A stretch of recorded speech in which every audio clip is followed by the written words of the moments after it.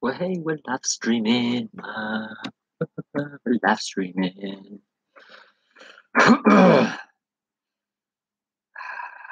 Right, let's see what's happening in sports news.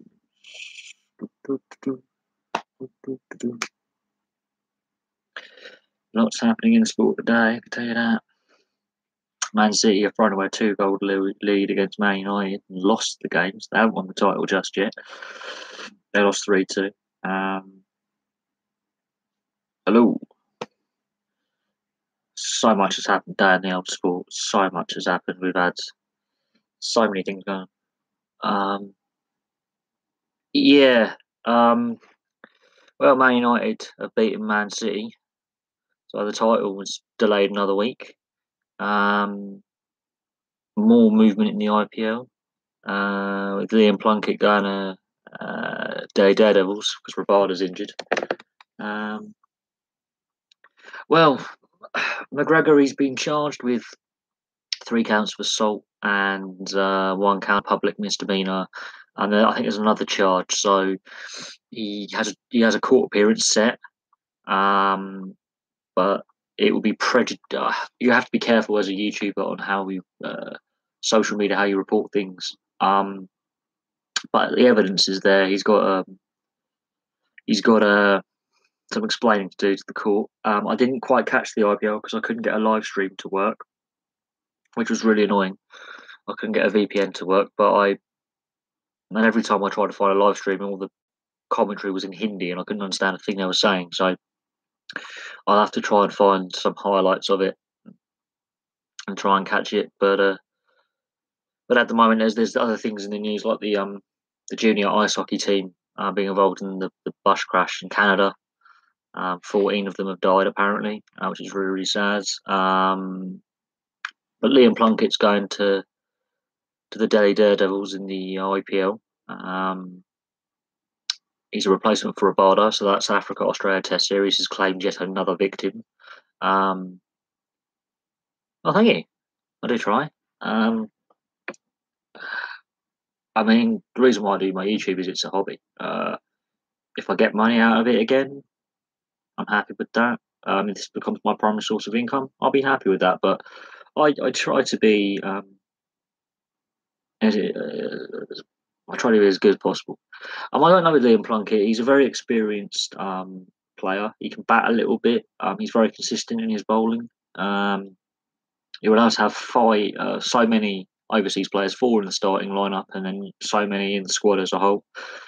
But he's played Test cricket. He's played international one days and T20s. So I think they will use him for his experience. But we'll have to see what the coaching setup at Delhi do and how players perform and how it all happens. But that takes the total of English players in the IPL to 11. It's the highest amount of English players in the IPL I think we've ever had. So that is something to recognise. Is in the last week all the replacements have been But what I find funny, all the replacements that have been called into the IPL that have been signed up to replace suspended or injured players have been English. So that's very interesting. But we'll have to see how these English players adapt to Indian wickets, Indian weather conditions, the temperature, um, early evening games, daytime games, nighttime games. So we have to see how all the players adapt because I think this is good practice for when England and India play the Test series in the summer. That could be one of the reasons why the ECB is letting so many of these English players go over there, because for many years the ECB was not letting any English players play in the IPL, and it's only in the last 5-6 years that they've started to go over in big numbers. But we'll have to see what happens. It's going to be very very interesting. Um, what happens? I'm going to have to try and find a website where I can live stream it without, or I don't have to pay because I'm not paying silly money for to watch a game. The golf is going on right now. It's getting interesting. Well, this is the thing. This is where the ECB's got to work out what they're going to do with their players and what players they're going to allow to go over to India. It's going to be very, very interesting, very, very interesting. Because I think the game needs to evolve, and I think there's too many people who run the game who are old-fashioned and out of touch with the fans and the players. Yes, Conor McGregor is in some deep, deep trouble. He was taken obviously out of the police station in cuffs, which is a sign that this is a serious charge. He had his first appearance in court for the charges to be read out by we would call the magistrate, but what they would call the district judge in Brooklyn. He's got 3 charges of assault and 1 of a public misdemeanor. So yeah, the best case scenario for Conor McGregor is he gets a deportation for 5 years or something, or he gets put on some kind of rehabilitation program. But I see him going to prison. I see him going to prison because Bellator have already basically said they don't want him at any of their events, be it as a guest commentator, watching a friend compete because he caused chaos last year in a very similar type incident, but in the ring. And this one, he's completely lost it in a public place, which I believe, if you're a conference centre, I do believe that could be federal owned land, which could then put him into bigger problems. But I don't know what he's done it for. I wouldn't be surprised if drugs are involved. I think it was you last night who said he could be on crack. No, he's not on crack because he hasn't got the physique of a crackhead. He's still far too healthy looking in his body to be on crack, but cocaine or amphetamines wouldn't put it past him. And I can't believe there's people out there who are saying this is all publicity by UFC. It's all publicity. It's all a setup. Cannot believe that. Back to the cricket. I find it strange that it's now an internationally recognised tournament, besides the Big Bash in Australia, the Bangladesh Premier League, the West Indies equivalent. All these T20 tournaments in the summer are all in the calendar. We could debate whether bringing that kind of style of play more, instead of just having the plain whites for Test cricket, should they bring in colourful uniforms? Use the white ball in Test cricket as well, and evolve it. But yes, it is Sky Sports, and it's also a rip off as well. Sky Sports don't have it; it's a rip off. BT Sport has all the Cricket Australia coverage, which is also even more of a rip off, and the coverage isn't great. But I'm not paying for Sky Sports. Why should I have to pay £7.99 a day? So it's like 500 rupees a day, I think, how it works out on exchange rate. Why should I have to pay £7.99 a day just to be mugged off? Because I'm not a fan of them.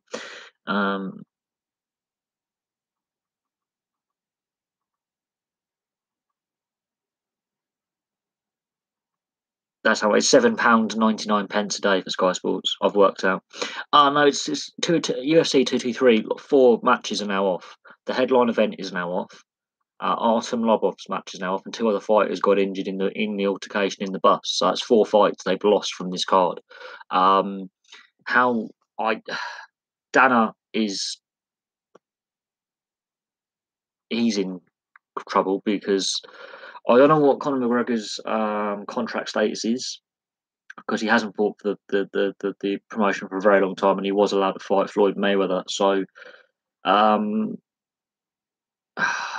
whole UFC brand has been damaged, I think, very, very badly. Very, very badly. I don't know how UFC can recover from this. It's already a violent sport anyway, and viewership is dropping for multiple sports, and pay-per-view viewership is going down as well. People want free-to-air or streaming, and they're not willing to pay any money anymore. So UFC, it's in the hand of the authorities now. I haven't read any further articles on Conor McGregor, but from what I was reading last night and the night before, he doesn't have a leg to stand on. If I was to consider employing him, I wouldn't. I have friends who do independent circuit wrestling and indie circuit MMA. Um, at the lower levels of these pay per view events, these names. I know wrestling is sports entertainment, but at the lower end, the money just isn't there, and there are very talented athletes who are not getting um, the wages they should. I did find a couple of sites where I could have streamed it for free, but then I had to give over my credit card details, which sounded a bit fraudulent to me. Um, I couldn't find any working VPNs. Um, and if I'm honest, I miss it off. We used to have it free to air here in the UK, and then yeah, they sort of stopped giving it free to air. Um, I'll have to look at Crick HD if that's free to air, I'll have to have a look at that. But I'm not paying money that I don't have, and I'm not giving my card details over to some random website that, to be fair, could be a fraud. Um, but back to the UFC. Conor McGregor is really, really, really uh, Cody. Okay. I'll have to look at Cody as well. So I'll have to write these down because, to be honest, I do want to be able to watch the IPL. I love it. So let me just write these down quick. Crick HD and Cody. Cheers for um the streaming sites. I'm not paying for my sport. I refuse to give money to Rupert Murdoch and BT over in the UK. I refuse to give them my money um, because they're vile people. Uh, Cheers for that, guys. That's something else I can have a look at. And this is a sports forum. We can talk about how to watch sport. I mean, I don't know how if I don't understand why in India, where English is an official language, you have to pay extra for it, even though Hindi's free. I don't understand that. You've got Punjabi, Urdu, there's so many languages in India. I think that's wrong as well. But £3 for a whole season, that makes logical sense because it's India. But over here, it's £7.99 a day. Um, Obviously, a lot of other stuff's happening in sport at the moment. We've had that bus crash in Canada with the ice hockey team on it from Saskatchewan, which has killed 14 people, which is really soul destroying as a sports fan. That so that's gone international, and that's really sad because these are young guys who are in their late teens, early 20s who want to make it to the NHL and the big leagues. And they get billeted if they're not from the local area. A local family will put them up, and it is soul destroying stuff because they basically don't get paid a lot, if at all. If there's some overage players, they might get paid pittance, but these guys, most of them don't make it to the top league, and they play for the love of the sport. And they were on the way to a playoff game, and an accident happened, and 14 of them were dead. And it's tragic. But I will check out those streaming sites you've given me there. Um, so I'll be watching that closely. But if anyone's interested in the football result, Man City got beaten by Man United 3-2, and they threw away a 2-0 lead. So Man City may be having a bit of a collapse, a bit like a batting collapse. That's two really shocking defeats in a row. That's 6 goals in 2 games they conceded. So that's interesting to note. All the other leagues up and down the line are all very, very interesting. Really, really some good sport today. But yeah, let's see what other questions you guys have because there's already a few very interesting points already put forward, um, which is good, and different sports as well. We've got to yes, Camel. I mean, I've literally it doesn't surprise me if I'm honest. They completely fell apart against Liverpool, and it appears they've fallen apart again today. And everyone's been bigging up this Man United team, but Otamendi is a liability. Kyle Walker is a liability. Vincent Kompany is not fully fit, and you can tell that from the amount of games he has played and the amount of games he has missed. The keeper is new to the club, as in he's only been there this season, and he's foreign, he's not English. The manager is an arrogant bastard. I can't stand Pep Guardiola. He's one of the most arrogant people I think you could possibly. And his comments after the hooligans attacked the bus, the police decided to change the route that the bus took to Anfield in midweek. And he sarcastically takes the piss out of the stewarding who's trying to get him into the ground. Sometimes, and then more's come out apparently that Pogba and co were turned down by, and Mkhitaryan were turned down by Guardiola. Pogba is basically not dented their title hopes, but slowed their title hopes. But Guardiola doesn't have a plan B. That's my thoughts on it. There is no plan B from Guardiola. When things go wrong, they go badly wrong. Yeah, Guardiola has never had to manage either at a club with a small budget. So this is why I like Jurgen Klopp, because he's managed Mainz in the German second tier, and he got them promoted to the Bundesliga. Guardiola's always had the big club, the big money. He doesn't have a plan B. He's got this weird pornographic obsession almost with keepers who play like sweepers. If you're going to have a sweeper, have the sweeper position then. Have an extra defenseman who can play a sweeper in defence and in attack. He can float between behind the back four and in front of the back four. It means the keeper does one less job. It means you don't play the offside trap, which takes out one of the risks that Man City clearly can't do, which is the offside trap. He's obsessed with the sweeper keeper. Very few goalkeepers are capable of doing it properly. Some are half decent at it sometimes.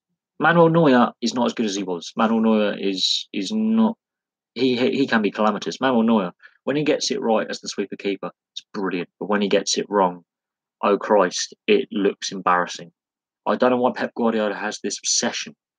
It's almost like an addiction, and it means that the back four are more exposed because they believe they can play the offside trap, and if they get caught out and the ball is a long ball through, the keeper will come out. If the keeper is not confident or is that split second too slow off the line, if the sweeper player is there, if the actual sweeper is in that position, the goalkeeper has one less thing to worry about, and he's got an extra defender in front of him who can also organise the players in front, and it takes that pressure off the goalkeeper. So I do not understand why he's got this obsession, and there's no plan B. When it goes wrong, it goes horribly wrong. His players don't like tackling. They don't like getting tackled. They have no real spite about them. Sometimes you've got to have a player like a Vinnie Jones to kick lumps out of people. Doesn't have that player. And he's happens. I mean, at the end of the day, you've got to playoffs. You Fife have done very, very well to get to the playoffs, and I will admit, where I live in Bracknell, which is near Guildford, there's a Fife Fires fan who comes to every home game. He's obviously from Scotland, moved down here, and he proudly wears his Fife Fires jersey. So I will say this: fair play on getting as far as you have and having a very, very good season, and hopefully next season it's your season. But Cardiff are an exceptionally good side. There's no shame in losing to a top quality side. No shame. Absolutely no shame. But no, back to Guardiola. I have had this. I do think he's overrated, and I think Man City still struggle in Europe. Man City have a phobia of doing well in Europe, and it doesn't matter how much money the owner has. They've never got to the semi-finals of a major European tournament, be it Europa League or Champions League. They cannot get past the last 16 or the quarterfinals, the last 8. They get stuck at that stage and they fall apart. That's why I think the team are overrated, partly because in the league this season a lot of teams haven't performed.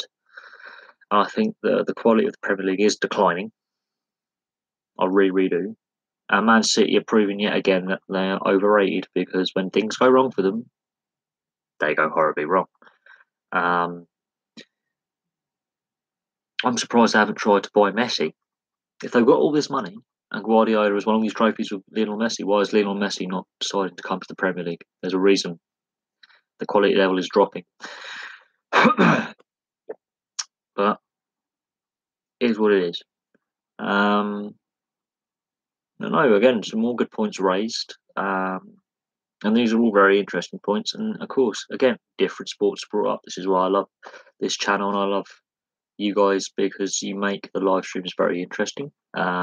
You have a wide variety of sports that you watch and you care about. And this is what this channel is all about.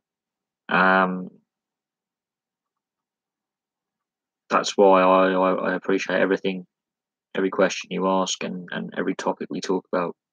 It's brilliant. But yeah, Man City, it doesn't surprise. I think they're getting nervous as well. They're trying to go for this record and win it in the quickest possible time. Then they're thinking too far ahead and they're not focusing on each game as it comes. And they've lost 2 in a row and they've conceded a lot of goals. So you're going to have to ask questions about their defence. I honestly think players are overcoached. In attack, the flair is coached out of them, so they're droids. Defence is where you want to focus most of your coaching. Attack, you want to, let the players actually work it out themselves a little bit, show off their skills and their flair, which makes it harder to defend.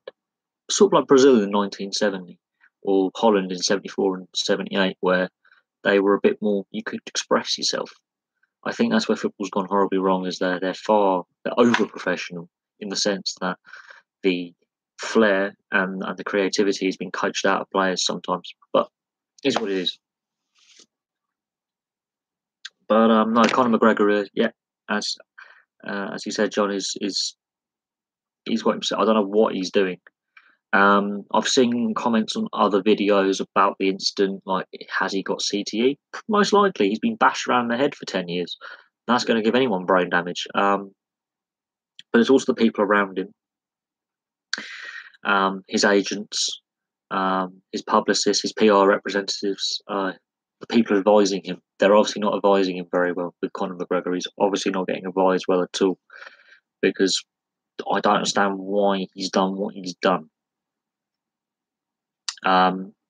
This is where I think this trash talking in boxing, MMA, whatever it may be, is stupid and pointless, because it leads to things like this, because people cannot control their tempers. And they're trying to make it illegal again in Australia. It's only just become legal, UFC in Australia, and they were dragging their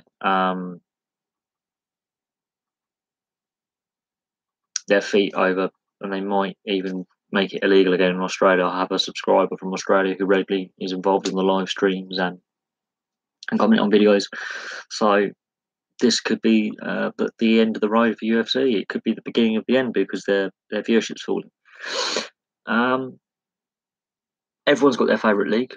People are surprised that I prefer the NHL over English football and the ice hockey. I always have. And when I get my passport sorted out, I am going to go to Canada. But no, fair play to you for enjoying Italian football. There's nothing wrong with looking how another league plays and different footballing styles and the colour that is. Different leagues and different sports and different countries have different styles of playing these sports as well, and it's always good to experience how another country does it. I think over here, I don't know what it is, but I'm falling out of love with British sport to a point. I've got to sort my hair out. It's better. Oh God. Oh, it's better. No, I'm falling out of love with English football. None of the games are free to wear anymore, apart from the FA Cup, which means that for fans who can't afford to go to the ground, it's again financially out of their reach. Italy, they do show more games domestically for free. Oh, and their Sky out in Italy is cheaper as well, if you work it out in real terms. So other countries deal and work with their sports rights far better than we do. And it's a shame that Italian football isn't on free-to-air TV in the UK anymore. because in the mid-90s it was exceptionally popular.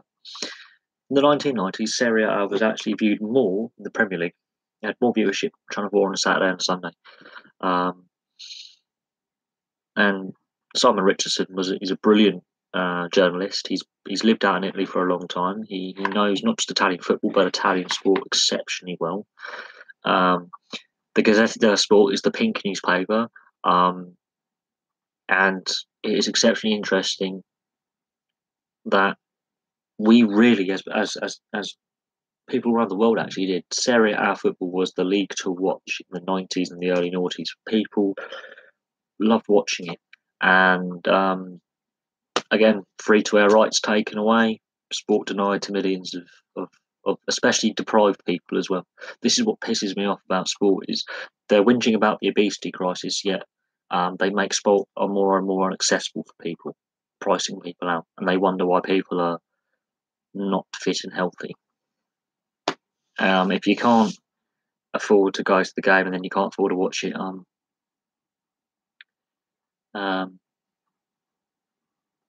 I will have to use Kodi. I might see if it works on my laptop. I've got to update my Xbox One, but I'll give that a go. I will give that a go. I will have a little fiddle with it and see how it works. But then it forces us to resort to possibly, breaking the law. But I'm not paying for my sport as more than I have to. Why should I have to pay £7.99 a day, which is an average that it works out? Because certain Sky events you have to pay double that for 365 days a year, and if it's a leap year, you pay even more. That is an extortionate amount of money. That's over a couple of £1,000 a year. I'm not paying that. There are people struggling to survive and live in this country or in the Western world. Why the hell should I have to pay money to Rupert Murdoch, who's already a billionaire? He's a vile human being. I refuse to do it. I will look at Kodi. I will look at it and see if it works on my laptop. So thank you for the heads up on that. Some of the websites I used to go on been shut down now, so it's always good to find and be told about these things. I'll happily have a look at that. So thank you. But right, yeah, we've been going for what 20, 30 minutes. A lot of good important points have been brought up. But so what other things do you want to discuss? That's important as well. I want to see what you guys want to discuss as well, because there is a lot going on sport-wise. I've managed to catch a little bit of the Masters at golf. Of course, it has to be on the bloody red button because BBC have sold most of the rights off to, again, Sky. And it costs a fortune to get it, and I'm refusing to pay nearly a couple of £1,000 a year. I'm not paying a month's, 2 months, 3 months' wages for a year subscription. You can sod off. Olympic sport. I like bobsleigh. Now, obviously, ice hockey is a normal sport that isn't just played for the Olympics, and downhill skiing. But I like the bobsleigh. I like all the skiing and snowboarding events, and I like the ice hockey. So those are the events that I like. And with the freestyle skiing and the freestyle snowboarding, and the bobsleigh program that we have there, they're the sports that Great Britain are doing really well at the moment. And in the ice hockey, we are an improving nation, and it won't be long before we're in the top tier of men's and possibly women's ice hockey competition. Whether we win medals or not is irrelevant. I think they're the sports I enjoy. I also don't mind the speed skating, but again, that could be better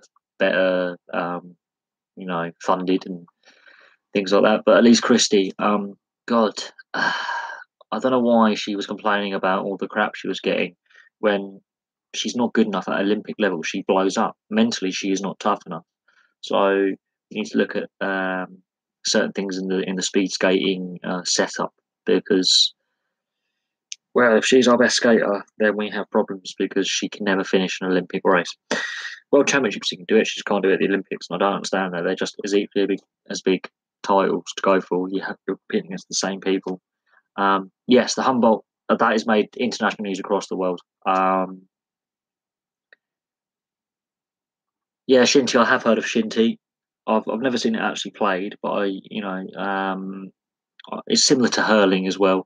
Um, it's a Gaelic sport, such as similar to hurling. I have heard a bit of Shinty. It is a bit brutal. Yes, a few teeth will go flying. And the Humboldt Broncos. Yes, I have heard about this.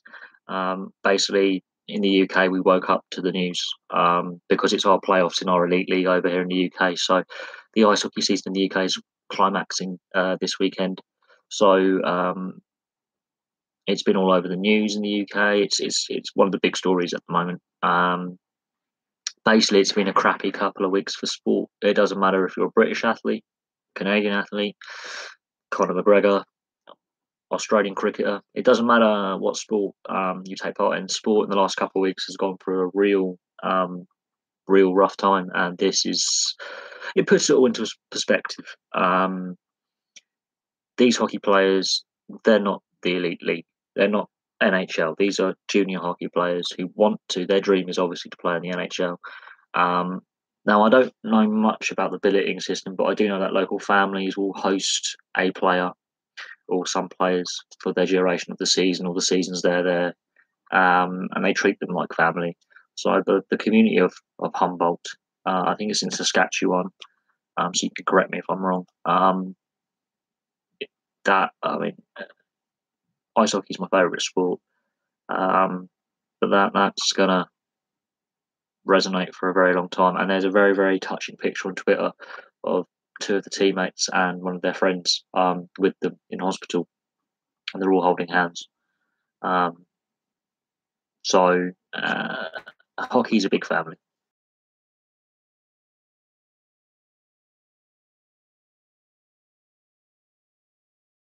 So they all look after each other. And yeah, this reminds me of the KHL plane crash and the Brazilian football team killed in that airplane. Um, it, it's heartbreaking.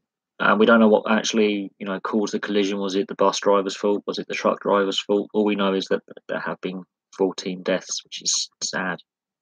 And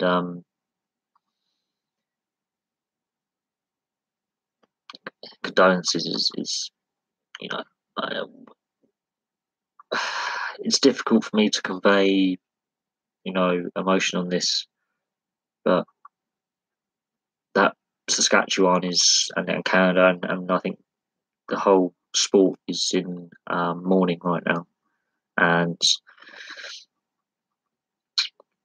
these are young kids who just were trying to live a dream and it's been taken away from them. So right, oh well, over here in the UK, the news we were getting was there was this crash in Saskatchewan. It had a sports team on it, and so that's something that I didn't know. But Christ, I mean, some of these kids are 17, 18, 19 years old. I think the oldest player, I think, is like 21, 22. I mean, I'm ancient compared to these guys. These guys are, it's hard, but it puts all these overpaid sportsmen into perspective. It puts Conor McGregor's antics into perspective that at grassroots level, there are people grafting really hard to get where those kind of athletes are, and they work their socks off. Uh, and, you know, it really, really has knocked the stuffing out of. I don't know what to say to it really. But we've had similar disasters in British sport with the Munich air disaster where the plane crashed and it killed half the Manchester United football team in the 19 end of the 50s. Um,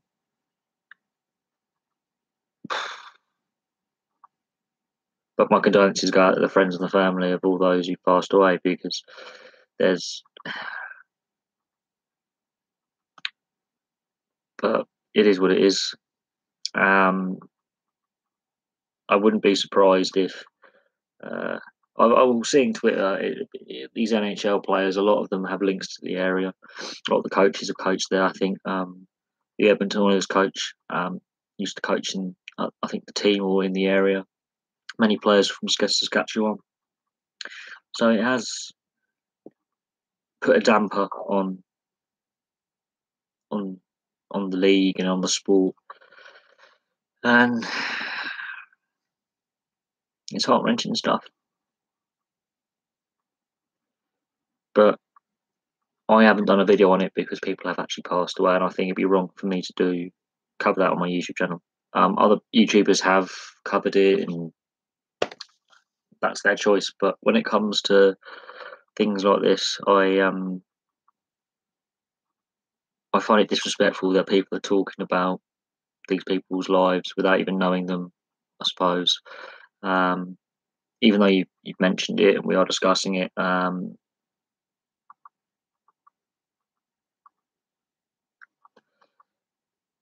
are people fighting for their lives in hospital. It would be inappropriate of me to make a video and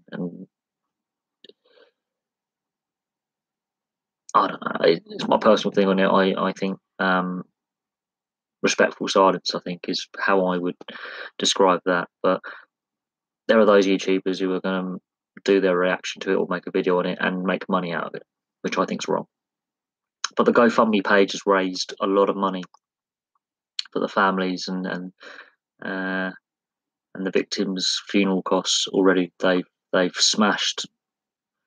I think is it in the first few hours. I think it was $40,000 Canadian.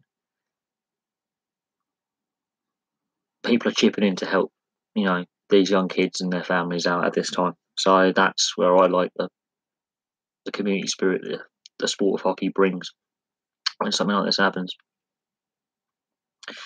But I mean, I don't know what the coverage has been in Canada, but over here we've had a lot of coverage. But sometimes I think the media go far too over the top when things like this happen and don't give the grieving relatives or those injured the space and the time to come to terms with what's happened. And that's what I really don't like, is when they really put microphones and cameras in people's faces when their friends or relatives have just died. So that's my personal opinion on that. I'm surprised it took this long in the live stream for that to come up, but it's obviously it's made news around the world. But it is what it is.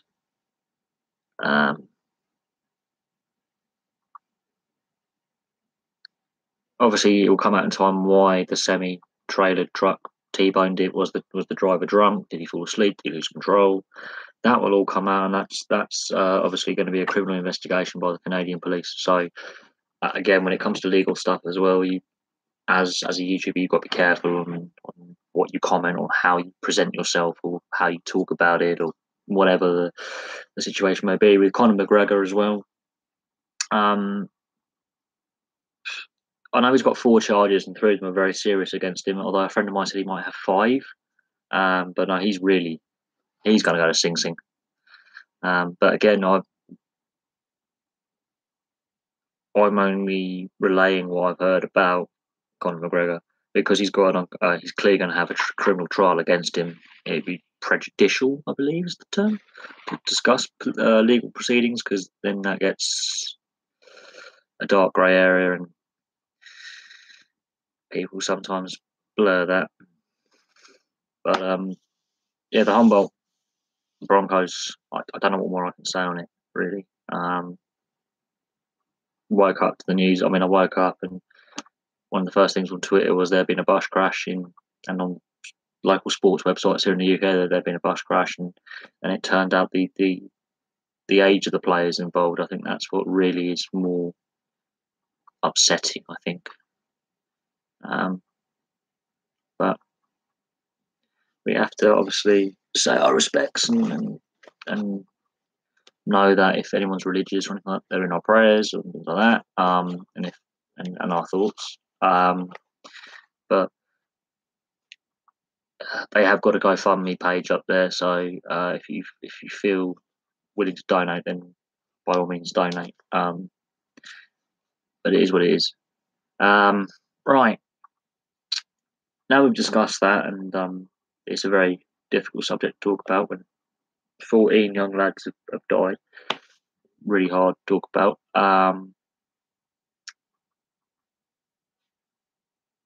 What else should we talk about? A lot of good points have been raised. The Olympic sports, as I say, I like the skiing events, the freestyle snowboard, the freestyle skiing, and the bobsleigh program, which includes skeleton and luge. But yeah, no, we've already covered a lot of topics today so far. So there's a lot to cover in 40 minutes. But I'm interested to see what other questions you have for me or about a sport. And with the Humboldt Broncos, I think we have to. I think what we have to learn out of this is many lessons. Life is fragile, and you've got to admire some of these young kids who won't make it to the NHL level, who still have that dream and they're doing the sport that they love. And it's hard. But I don't know what else I can say on the topic. I think we know what's been released through official sources in the media. But no, it has made big news over here in the UK. Every Twitter feed of every professional and semi-professional team in the UK in ice hockey has mentioned it on their Twitter feed. It's bigger news than I think it would have been, let's say, 10 years ago. I don't think 10 years ago. I don't think it makes as many headlines, which is weird. But at the same time, social media has turned it into a wildfire in a way. But the sport in the last couple of weeks has had a real battering from all corners about with all sorts of scandals, and this just puts all that into perspective. But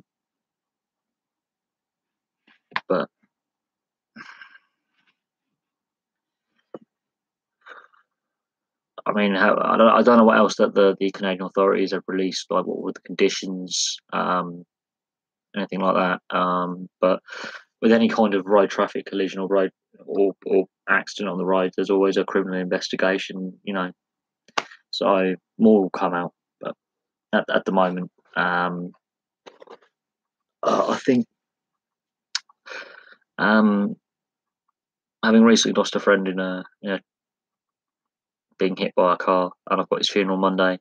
I think yeah, it puts a lot of things into perspective. The last couple of weeks haven't been great for the sport, but yeah. So,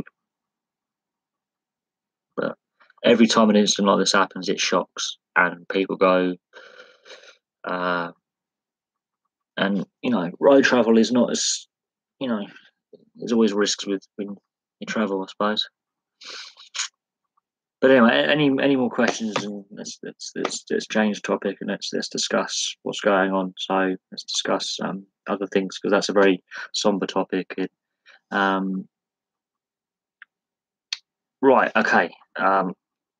Let's try and answer this. It is possible. 2 games in hand they're only 3 points from safety. They can, if results go their way and they win both those games, then they're 3 points above the relegation zone, depending on what teams around them do.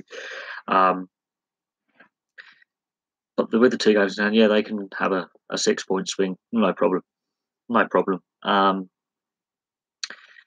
But we have to see also what effect the FA Cup run will have on them. They've got a semi-final coming up, so we have to see what effect that has had on the players. And how much focus they actually put into that semi-final, or do they focus on the league? Because Wigan obviously put their focus on the FA Cup and got relegated from the league the year they won it. So we have to see what happens. They can do it. They have the squad to do it. They have the manager to do it. Whether the change happens too late, I don't know. I'm not a fan of I'm not a fan of seeing managers get sacked and constantly replaced. I mean, we've had half the Premier League has been sacked this season. West Brom have sacked 2 managers, so I'm not a big fan of this merry-go-round that is football.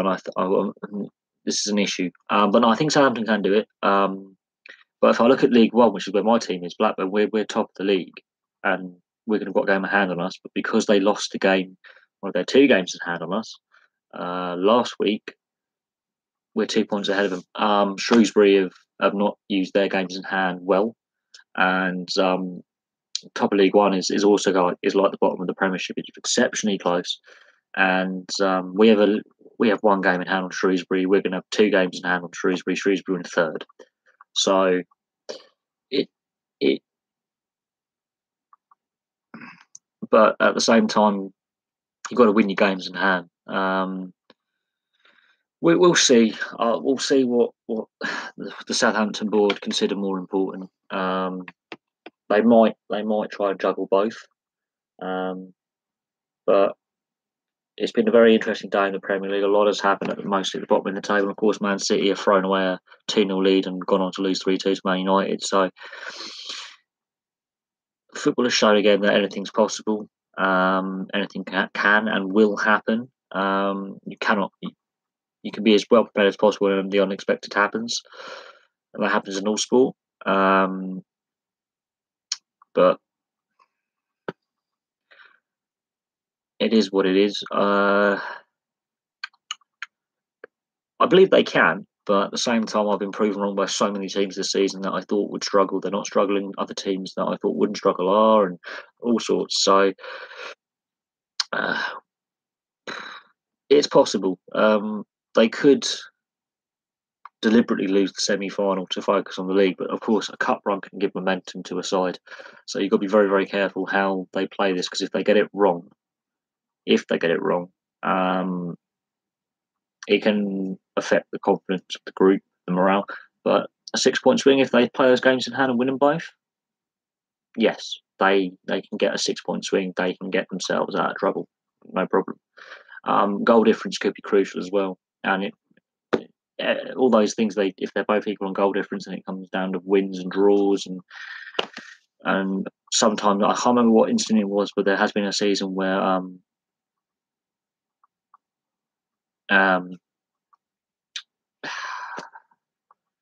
where pulling of straws was used to decide a winner. Ewood Park, yes, that is a stadium that is one of the oldest stadiums in English football. It's a shame that it's a stadium that should be hosting Premier League games and is hosting League One games because of the ownership. And I also remember Sutton used to play for us as well, so I remember Mr. Sutton. Hartson, underrated player, very hard forward, and Henrik Larsson, world-class player, absolutely brilliant. This is when Scottish football actually was attractive to play in. You wouldn't get those 3 players playing for Celtic now. If they were playing now, they wouldn't go to Celtic, and that's the problem with Scottish football. But no, Ewood Park, when it's full and on song, is amazing, and it's a shame that we're in League One, although we are top of League One due to wins today.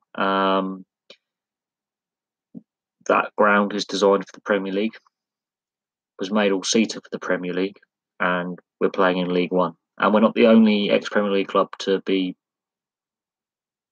not in the Premier League anymore. We've discussed football finances and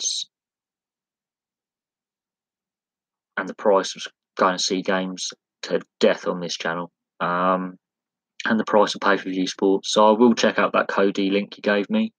I'll happily do that, because I just look at sport now, and so many people are being priced out, especially the poorer end of society. They're being priced out of watching sport because it's mostly on pay-per-view, and it's been taken away from them.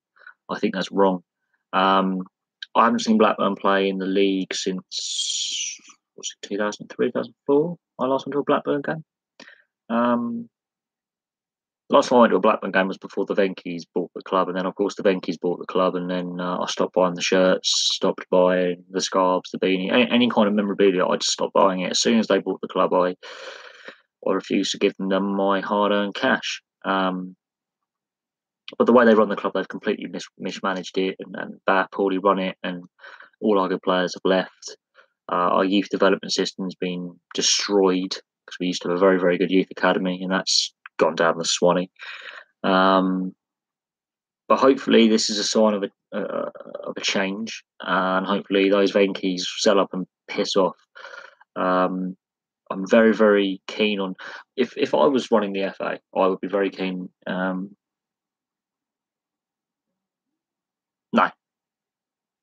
No, no, I wouldn't. I wouldn't say any of those players would go to Scotland now. 20 years ago, yes. Now, no. The money isn't there. Scottish football can't afford the wages. Sky Sports only really covers Aberdeen, Rangers, Celtic, Hearts, and Hibs, maybe Motherwell games. If you're a Partick Thistle fan, have fun trying to find your team playing on Sky Sports or BT Sport. So the TV revenue package, I don't know how the TV rights in Scotland have been sold since Setanta 10 years ago went bust, but the pay-per-view sports market has not been kind to Scottish football. And therefore, when you do have a good player come through, or you find a diamond in the rough on the cheap in the transfer market, he disappears very quickly, and which is a shame because Scottish League football was used to be a very, very good watch, and Scottish sides in Europe until about 10 years ago were very, very competitive. And it's all gone down the Swanee. Again, mismanaged clubs, over reliance on the pay-per-view TV market, over reliance. The Scottish finances of Scottish football are based on that, and Sky Sports and BT Sport don't pay much money for the games they have. They don't have many games on Sky and BT Sport compared to the English Premier League, and the business model is flawed because if you've only got 6 sides that are good or decent, and then there were plans to take them out into join them into the English League, Scottish football's dead. Absolutely dead. The Scottish League system would completely collapse, and the game would have no support. If you took your biggest sides and joined them up with the English League system, it would be suicide for the league. But the Scottish FA has got problems. They keep circulating the manager's job at Scotland between a select group of like managers, like Alex McLeish and Walter Smith and co. They've all had a go at it. They just rotate the manager's hot seat every couple of seasons. They'll put someone else in charge from a select group of managers that never changes. Scotland has problems with football. I don't know why that is, though. I mean, you've got some very historic clubs that have won in Europe, such as Aberdeen, Rangers, and Celtic. Yet you can't attract these players anymore, such as your Laudrups, Gascoignes, DeCanios, Van Hooijdonk, your Larsons, your Hartsons, your Chris Suttons. I mean, you're not attracting these big name international players anymore, and you haven't done for a very, very long time. I was surprised Van Dijk stayed at Celtic as long as he did.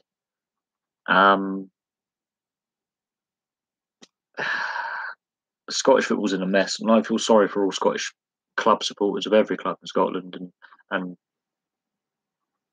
football fans of Scottish football because it's in a complete mess. And it's the aftermath of firstly ITV Sport back in the early 2000s collapsing, and then followed by Setanta a few years later. It's all gone a bit wrong in Scotland, but it is what it is, and there's not a lot they're doing about it, which is shocking, really, absolutely shocking. But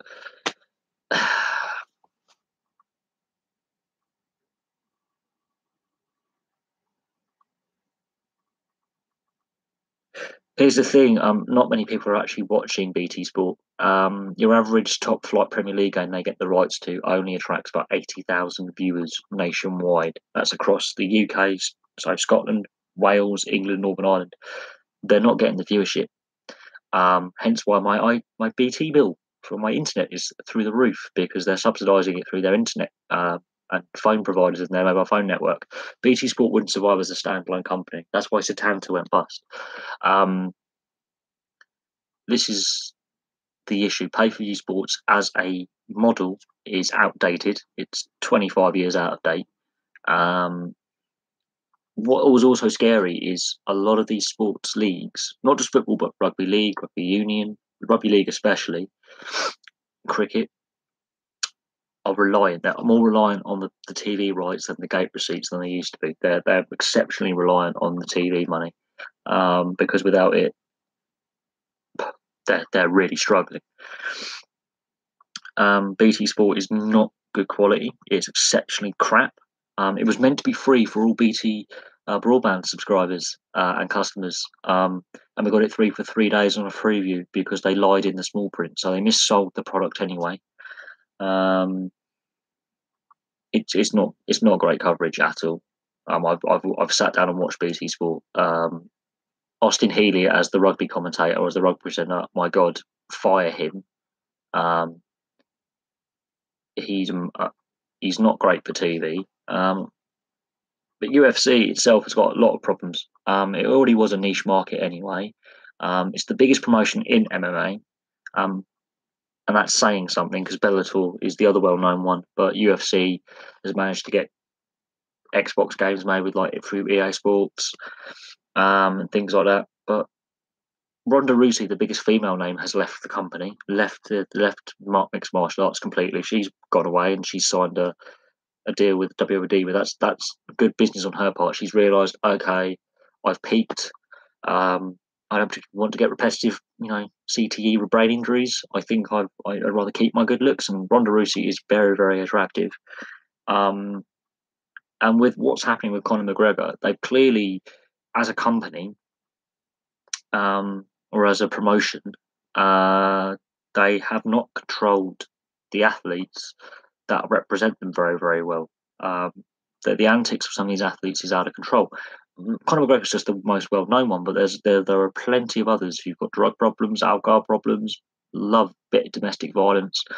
Conor McGregor is how anyone can say this is a publicity move is not in reality, and I've seen a lot of those comments on Twitter, on YouTube, Insta, all the social media sites you can think of.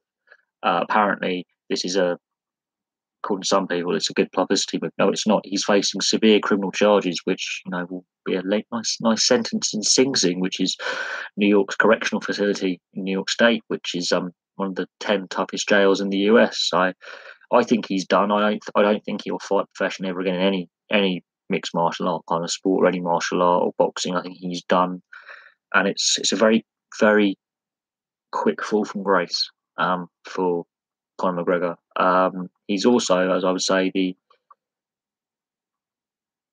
50k bail. That's pretty cheap considering the person it is. He can quite easily skip bail, and people backing him will quite easily forfeit that money. It's nothing to them. That's a weekend in Amsterdam for these people. The whole thing is a mess. It's not. It really, really isn't. How can it be a setup when the guy's actually gone out and got 4 criminal charges? The guy's out of control. And I've seen the brief interview he gave. The first interview is as soon as it happened. Of course you are. Of course you are. Because why would a manager of Conor McGregor be on my YouTube? I find that so hard to believe. So hard to believe. Yeah, the whole thing's been completely is blown up. I think UFC it's had its time. Of course you do, because your name, you have an IP address, and I have the software to track where you're from. So, and of course his manager's real name is in the public domain. So you're just an arse. So bye. That's all I'm going to say. If you really think it's a setup, you really are delusional because if it's a setup, why has a guy nearly lost his eye in that bus, and why has another guy got facial lacerations? So yeah, two fighters got one almost lost an eye, and one's had facial lacerations. And Artem Lobov has been thrown off the undercard tonight, so that means 4 fights have now had to be cancelled around this incident. Um,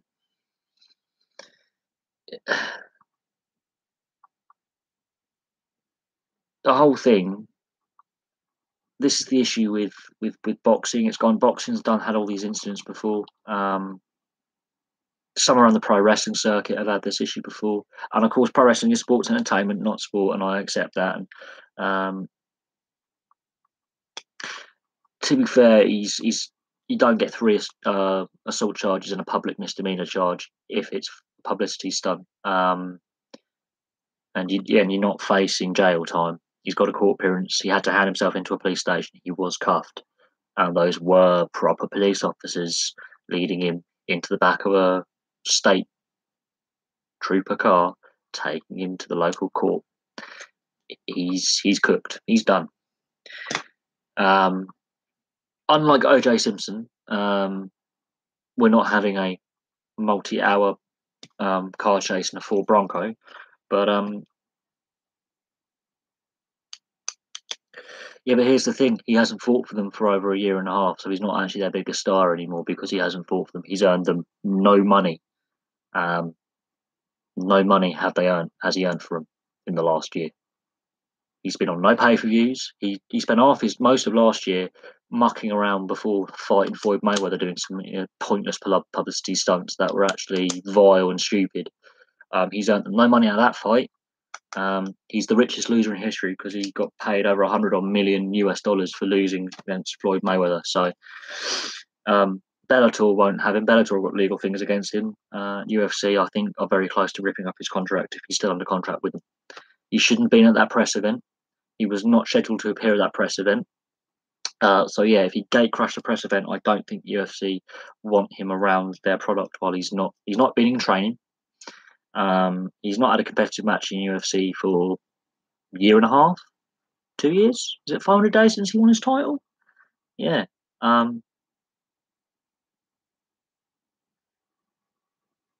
He's got his bail, but he's had a bail set. That doesn't mean the legal stuff's over. I know how the US legal system works. They've set his bail, so he has to remain on bail conditions, which means he can't leave the state of New York.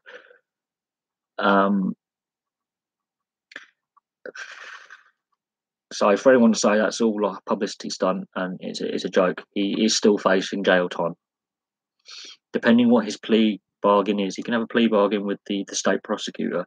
If he pleads innocent to the charges, then yeah, he's an idiot. If he pleads guilty and accepts contrition, then he might get away with it. But no, he's done. He's cooked. He hasn't earned money for UFC for nearly two years. He's not a money earner for them anymore. He's not fighting for them at the moment. He hasn't done his title defense in nearly 2 years. So he's earned UFC no money apart from a few sales of UFC 2 on Xbox One and PlayStation for EA Sports. And even then, he gets UFC get a very, very small amount of money out of that. EA Sports get most of the money out of that. They paid a X amount of money for UFC to use their images under license. That's it. Hence why he's got loads of all these private sponsorship deals with a suit company and Burger King, stuff like that, because he's not earning any money off UFC at the moment. But that's Conor McGregor, and to be honest, he's disgraced himself, and he's made an already controversial sport more controversial. I mean, in Australia, they're trying to make it illegal again, so they're having issues with legal jurisdiction to host their events. But it is what it is. I mean, I also prefer my athletes and my teams that I support to be professional. You're going to have a few mavericks in there with but not on this level. This is stupid.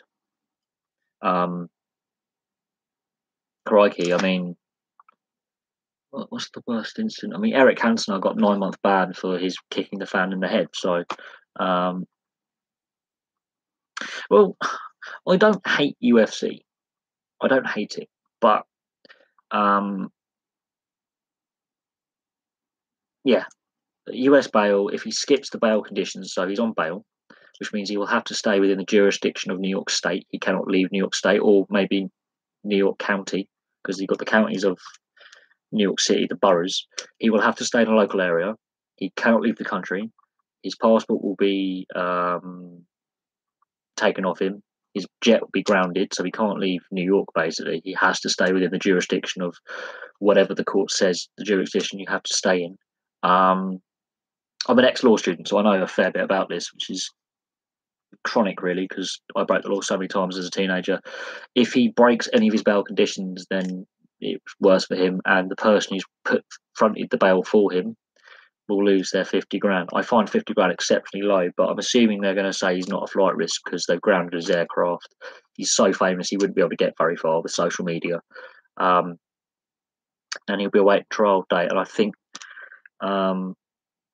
with so much evidence on social media and with it happening in a very public arena, in a very public place, the trial will be very quick and he'll be in a lot of trouble. He's got three, as I said, 3 assault counts and a public misdemeanor. So he wasn't even scheduled to be at that event. So I think UFC will go, well, he wasn't meant to be there. He wasn't booked in to give a press conference. He wasn't there to do any publicity for UFC. But politicians hate anything that goes against the mainstream. They really do. I mean, politicians these days, those are snowflakes and they've got no backbone about them. So I don't know, but I know in Australia, yes, it was illegal for a very long time. They weren't prepared, and it's only been recently that obviously you guys have had UFC and Bellator able to go to Australia. But it's also the image of the sport. This is the problem. A lot of these blood sport type sports, especially look at boxing, for example, the amount of boxers who've been done for rape, murder, assault, drugs charges, it's worrying. And UFC's no different, no different at all. This is another issue. New South Wales is the biggest market in Australia for sport because it's got the biggest population. That is really interesting, really interesting. That it is that. Um, I'm actually surprised, honestly surprised that Cage Warriors I think might be another promotion. You've got UFC and Bellator, and there are some other independent and smaller promotions of MMA. UFC is just a brand name. Bellator is a brand name. MMA is the mixed martial arts, so it's a combination of skills. I think Cage Warriors might be a smaller independent promotion, but it doesn't matter. UFC, Bellator, the sport in general. There was a reason why it was an underground niche sport to begin with. And what Conor McGregor has done is has put it on the headlines for all the wrong reasons. It's not as if like when he was champion, he gave a lot of his money to charity or did social projects. No, he went out on a 6-day bender doing large amounts of cocaine, fucking prostitutes. That's what he did. So that's the image that UFC wants to get rid of. Some of his opponent, like Habib, the guy he's having the feud with, and his mate Artem Lobov, these are not model citizens. These are guys who are, if they weren't doing UFC, would probably be, you know, involved in a life of crime. These are not model citizens. These aren't like guys who pay all their taxes and say please and thank you. These are guys who are thugs and they just have legitimate employment doing this. That's the image that UFC comes across. WCW and TNA is now just Impact Wrestling. It's still going. WCW obviously got bought out by WWE, but WCW at one point was bigger than WWE. Just don't forget that. But yes, you've got the big promotion in UFC, and then you have the second promotion in Bellator, which has got a link with the Impact TNA franchise of promotion. A lot of wrestlers in that will also be Bellator fighters. UFC's got a link with WWE with Ronda Rousey and Brock Lesnar. So there are many promotions. There are so many wrestling promotions. You'll be surprised. You've got so many. Um, yeah, Mike Tyson was convicted of rape. He bit Amanda Holyfield's ear. Well, actually, both his ears. He bit um, um, wrestling is actually pro wrestling is surprisingly popular here in the UK. I have lots of friends who wrestle on the independent circuit. Uh, it's more popular than people realise.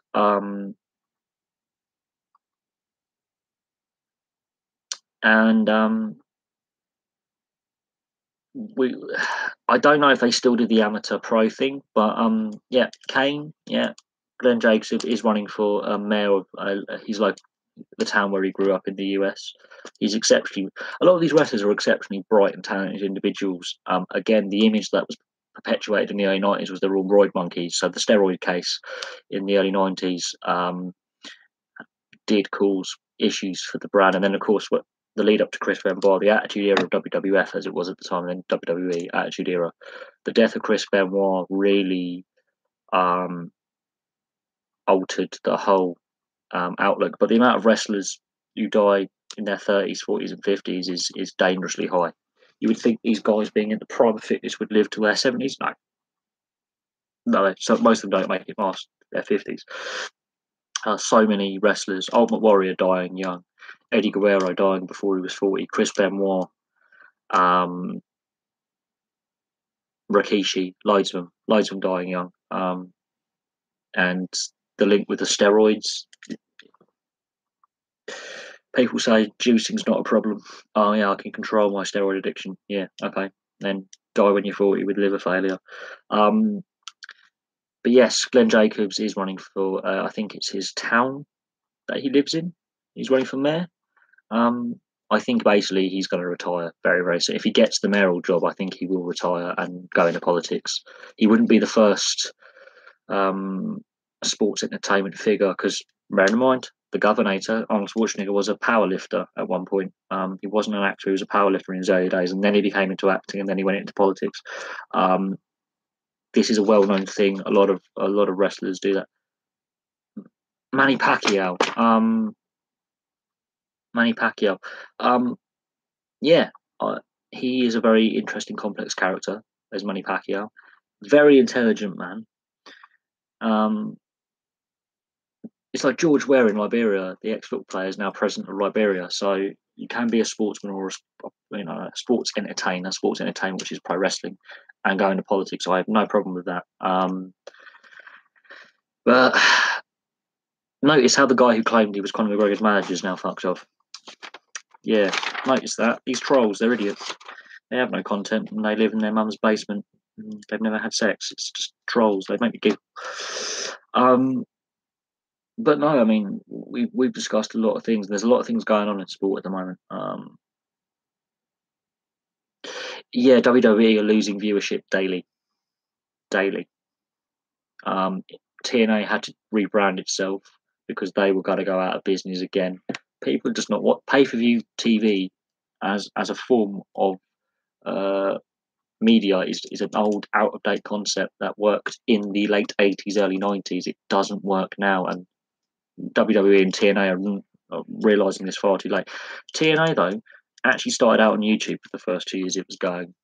15 years, 20 years ago. They started out on YouTube in the early noughties, in I think 2006, something like that. Yeah, started out on YouTube until they got a TV deal. WCPW Wrestling, you can that's on YouTube as well and on streaming websites. Pay-per-view TV is an outdated business model, and the viewership of WWE is plummeting, and their revenue and they're having to up and up the pay-per-view price, but the viewership is going off a cliff. Um, the Attitude Era, yes, it was obviously in my lifetime. Yes, it was my formative years. Most of my mates liked it. As soon as Chris Benoit happened, if you liked wrestling, you were seen. You got called many things. Yeah, this is what I think is going to happen. There's going to be more free to air sport. Um, Free Sports is now a channel in the UK. You've got to have an HT ready box though, and I don't, so I can't get the bloody thing. But Premier Sports has now released the Free Sports arm of its media thing. So they've worked out pay-per-views are just not working. We're going to put out a free sports platform. Instantly, they hit 18 million households who do not have pay-per-view TV. Pay-per-view TV is dying. And I refuse to give Rupert Murdoch over £3 a year out of my money. It's not happening. I mean, what's 365 times 799? That's what it works. Actually, I'm gonna do this. I'm gonna do a bit of maths here. Well, let's get on my calculator. Where's my calculator? Oh, there we are. I'm gonna work out how much it costs per day. So it's 799 by 365. It costs £2,916.35 for Sky for a year. So £3 a year for Sky. £3,000 a year for Sky. Averages out £7.99 a day. £3,000 a year. Who's got £3,000 a year? They're not taking my money. That's 3 months' wages for me. Or on the last job I was at, that'd be 2 months' wages. Why would I give over a quarter of my annual income to Sky? Why? And that's before other bills. Hello. So yeah, why would I give over nearly £3,000 a year to Rupert Murdoch? I feel sorry for the people who are being priced out. Premier Sports have come up with the Free Sports channel. Straight, if you've got an HD ready box, which most people do, and I think my family are going to get, you get it for free. 18 million households straight away have got full HD sports channel. Whether it's good sport or not is a different thing, but it's moving in the right direction. Sky and BT will have to learn that when they're not getting any viewers, any of this stuff, I can see another Satanta collapse coming, most likely by BT, because it's not making any money. It's been propped up by people paying the BT internet and BT mobile phone, which is, I think, BT phones and internet are propping up BT Sport, and BT Sport is a failing channel. But there we go. And even the UFC and boxing pay-per-views are actually getting less each and each time. Less and less people are willing to pay the money for it. I think it's between like 50 and 30 quid per pay-per-view. They're not paying for it anymore. Why would you want to pay for a pay-per-view when you can? No, it's a pen. Yeah, I mean, here's the thing with pay-per-view or Sky Sports. I don't have to pay for it. I can go down my local pub and watch it. I'm not paying for the subscription. All I've got to do is pay for a pint, and I can watch English Premiership rugby, English Premier League football, the boxing. The last time I don't think I've ever had to pay for my sports. I used to have free sat. What was it? Telewest cable. I had 900 channels. 900 channels just for a line rental of, I think it was a tenner a month. And I had 900 channels from all over the world in the early 90s. Tenner a month. That was 120 quid a year, and I had 900 channels. Now, £3,000 to get crap? No. What do I think about the England football team? England football team. Well, I'm assuming you're talking about the England football team, not the rugby team, because that's the cricket team. We could go on all. England football team was set up for the counter attack. Yet we try and pass through teams. I don't get that. We have all this pace and we don't use it. Gareth Southgate is a too conservative manager, and we have issues in the position of goalkeeper, because most of the goalkeepers who were registered to play for England are at relegation threatening clubs and have not had good seasons. English rugby team. This has been come up on my channel a lot as well. I'll cover all the England sports teams actually. It'll be easier. England rugby team. There are issues where Eddie Jones' coach needs to hire an attack coach or work out how to delegate. I think Gareth Southgate is too conservative. He doesn't also have a plan B this is the worrying thing, and his record at club level was poor with Middlesbrough. So we have all this pace. We're better on the counter attack. I don't think we're suited to have to break a team down. It doesn't work. And I think Pope from Burnley deserves a chance in the England net. I don't think Joe Hart should go. Personally, he's had a shocking season with West Ham. But that's that. English rugby, we need to have an attack coach. Eddie Jones needs to work out about his leadership group as well. And in cricket, that's just another mess entirely. Can Southgate use Harry Kane? Well, Tottenham use Harry Kane quite effectively because the way they play their game. Harry Kane is not as quick as Jamie Vardy or Marcus Rashford. Simple. He's not a quick centre forward. He's quick, but he's not that quick. So he can't play on the last shoulder. He won't be the guy running in behind the ball over the top or the through ball on the ground. He hasn't got that pace. But the way England's set up, I don't think it will work unless you have a secondary formation. I don't know how it will work really, unless you have Vardy running off. You have two up front, and you have Vardy running off Harry Kane's shoulder, where Harry Kane will chest the ball down, control it, bring the other forwards into play, and have a strike partnership rather than just a single man up front with two wingers. I don't know how he's going to do it.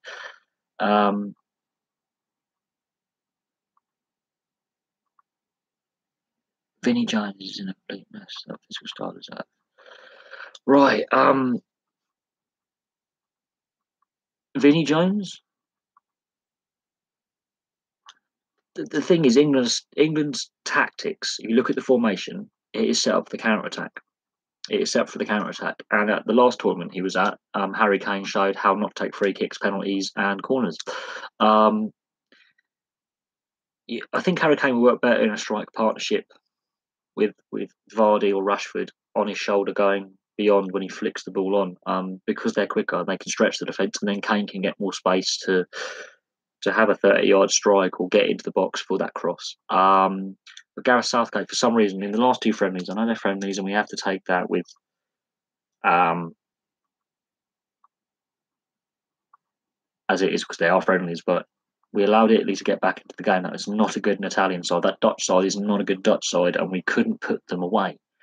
The amount of ball we had in both games, we should have punished both sides by a good couple of goals, not just one. The way that Southgate sets up, it's for the counter attack. So therefore, Harry Kane's skill set is not useful unless he's got a strike partner with him or a winger who can cut in and act like an extra forward. He'll be isolated otherwise. And the way that we were trying it, we're not good at passing through teams. We're just not that good. Simple. We work best when it's quick counter attack football, as proven by both the goals scored in those friendlies. I understand that Southgate has got a loyalty to a lot of these young players because he coached them at the under-19s, under-21s in the youth setup. But God, previous coaches were loyal to players who were not good enough. Not good enough. Eddie Jones, with the England rugby setup, needs an attack coach, and he needs to look at the leadership group of the England side because there's issues with that leadership group. England cricket, because we were asking about national sides here. I thought I'll cover all three. It's easier. English cricket has got a lot of problems. Again, loyalty to players who aren't performing. The fact that a player who really should. Well, I'm not. No, Eddie Jones is a very, very good coach. There's a reason why he's won the World Cup as an assistant and why he's got the World Cup final as a manager of a national side. There's nothing wrong with Eddie Jones. I just think that his style of management is 20 years out of date. He needs to evolve it. He was very good at Japan, he was very good with South Africa, and he was very good with Australia. There's no reason to suggest that makes him a bad coach overnight. Not at all. The issue is he doesn't have an attack coach in this current coaching setup for whatever reason. The leadership group he has selected as captain and vice captain are the wrong players. Wrong players for me. There's an issue at scrum half. So depth, and players that are in form at Exeter and Newcastle as two clubs that are in the top half of the English Premiership are not getting selected. I know Toby Flood is from previous coaches and he is an experienced white half, but maybe bring him in. The World Cup in Japan will be interesting, rugby. I don't think it will be a dud. I think there is time because I did some videos just after the Six Nations, and I did state that all the mistakes that are happening now are the time you want to make the errors. There is time to fix the issues. We have a great depth and talent pool, but the players that are getting selected, some of them I don't think are up to this standard of play, and others aren't getting selected when they should. So English selection policy is one, team discipline's another, and you got to look at the coach. Go right. This is and this so-called trash talking. If you're going to trash talk the opposition, make sure you beat them by 40 points. Simple. That's my thing. The World Cup in Russia will be a nightmare, not just for players. We might actually have a very good.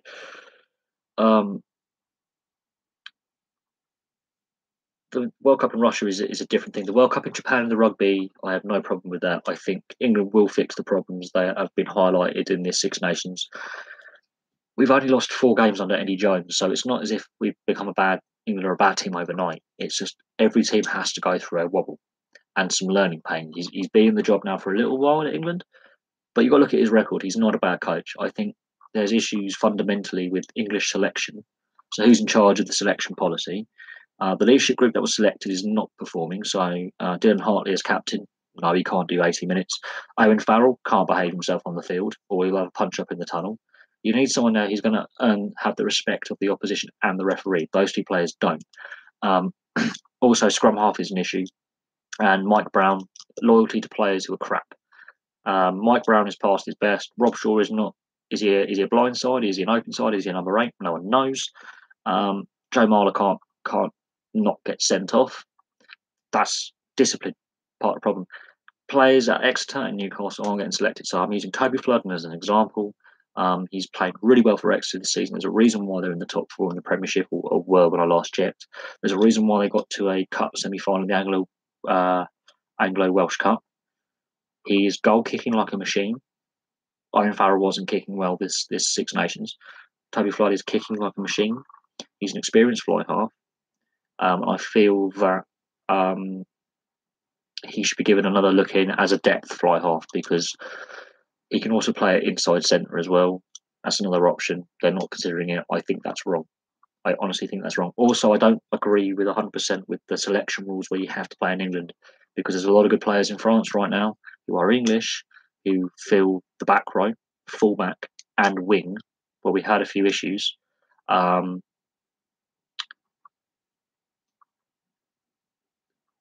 That just saying that, but I've had disagreements about my certain views on rugby selection policy, but you have to look at all options.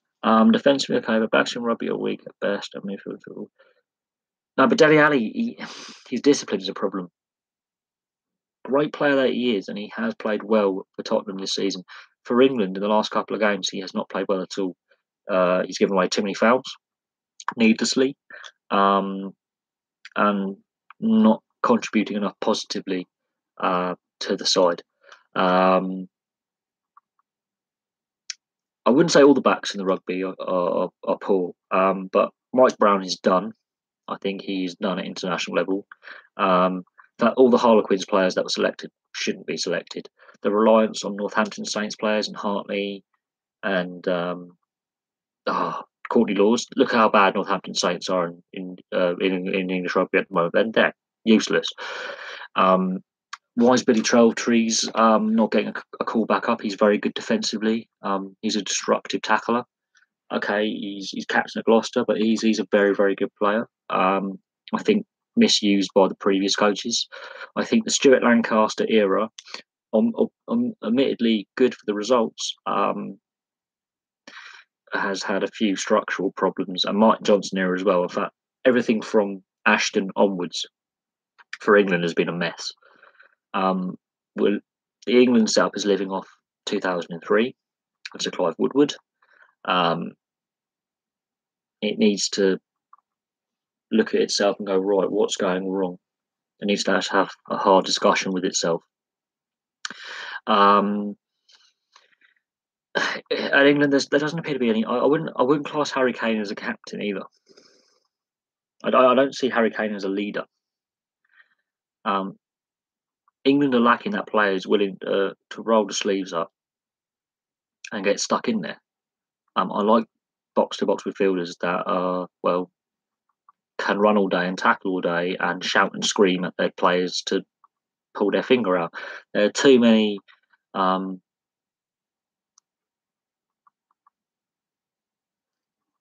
there's too many airheads at England football at the moment. There's too many. They're overcoached. The attacking talents they have are overcoached out of them.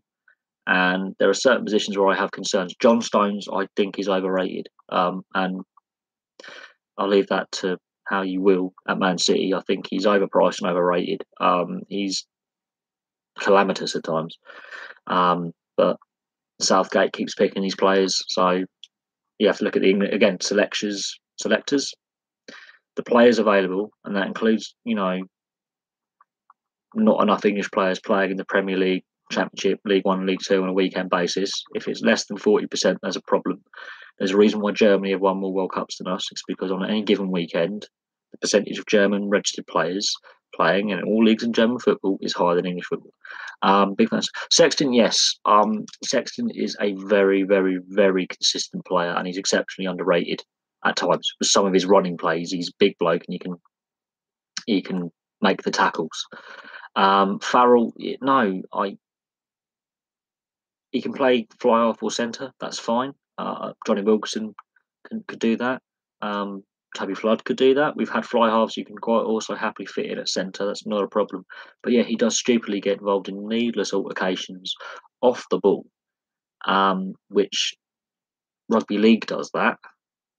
And now that fighting in rugby league is sort of been outlawed, apart from that international level, it's pointless. About the Dutch, the Netherlands, yeah, Dutch football's in a bit of a mess, really. I don't know where to start. Brilliant players. There's some very good young Dutch players, but the Dutch league is not as competitive as it was 20 years ago. And you're in a transition phase. At some point in the next 5-10 years, the Dutch national team will get back to a World Cup, back to the Euros, and I think you're in a transition phase at the moment. But again, players are being overcoached. In attack, players look nervous in attack or don't express themselves freely. This is why when I look back at some of my DVDs and videos of past World Cups in both rugby and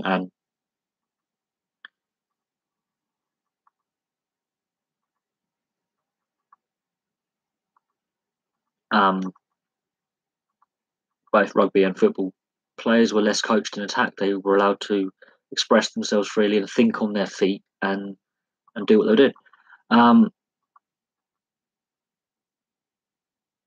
Yeah, I mean, with Holland, I mean, yeah, there are one or two good young players, and it's a transition phase, and it's about restructuring Dutch football. Total football, brilliant though it is, has never won a World Cup. It's won one Euros in 1988. It's never won a World Cup. Total football, as it is a flawed system. It couldn't win on the biggest stage in the biggest game. Dutch football is in a vague phase, as I'll call it. It's not all lost, but there are structural problems in Dutch football. But there are some good Dutch players out there. And you've got to build a leadership core around those a few experienced players who are still playing decent football around the world. You've got to build a good core out of them. Players like Wesley Sneijder were overpaid. But Sneijder was overpaid. Van Persie and Robben like diving. And good player, but he likes, diving. So a swimming pool, he could have done that off a 10-metre board, please. Van Persie, great player, scored some amazing goals. He's actually older than I thought he was. I thought he was actually younger than he was. Sneijder was paid too much. He was the most overpaid football player in the world. Robben liked diving a lot. And Van Persie stayed at Arsenal too long. If he had moved from Arsenal sooner, I think he would have helped Holland because he would have got a bit more of that winning mentality and won more silverware.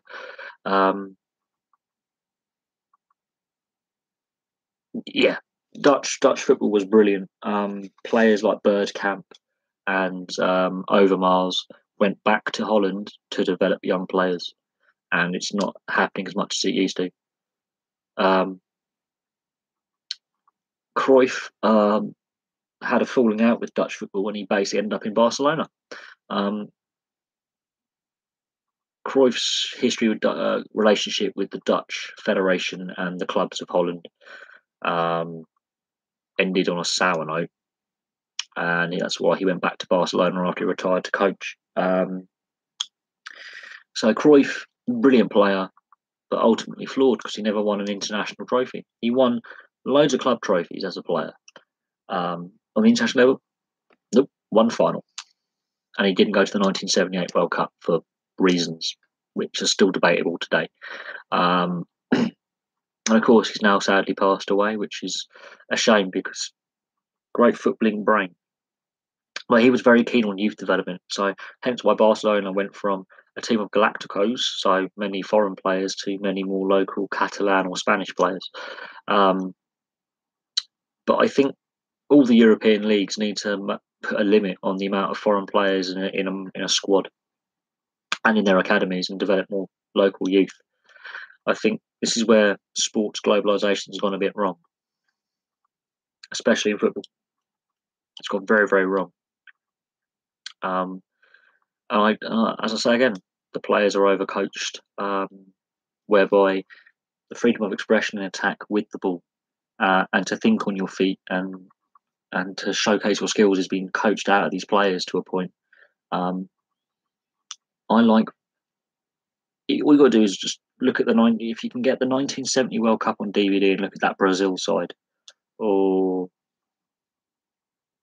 Holland in 74 and 78. That is the best football you'll see. Of course, the Dutch lost 2 World Cup finals in a row, but I'll just say this: amazing.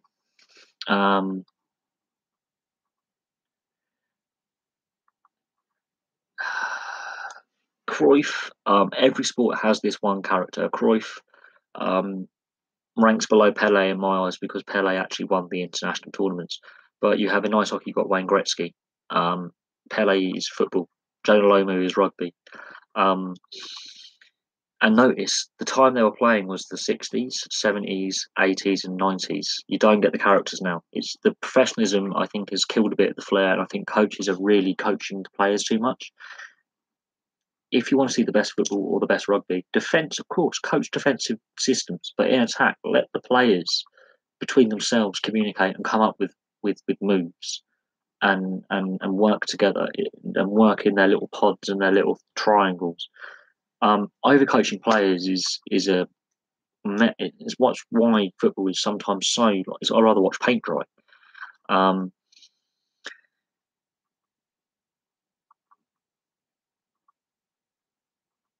Yeah, Pele, he played. He's the only South American to win the World Cup in Europe.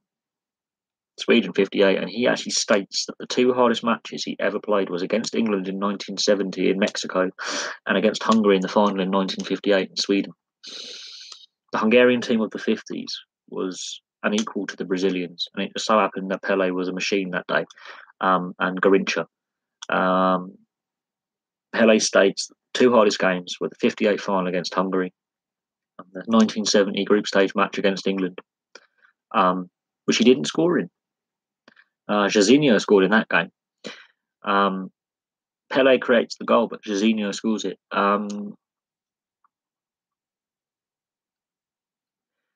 But football now is too much money.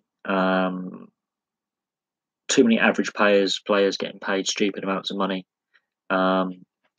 And I think the excess of money is killing the game off for me. It's killing it off. I don't watch it nearly as much as I did when I was a kid or a teenager. Now that I'm in my late 20s, I really don't watch it at all, really. If there's a cup game on or an international, I will watch it. But to be honest, right, best player right now, football and rugby. Rugby is a good one. Rugby is a very good one because you have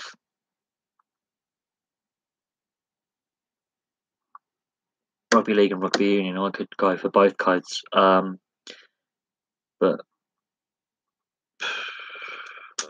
For me, I wouldn't be able to tell you what the greatest rugby player is right now. Best player though, uh, any of the All Blacks.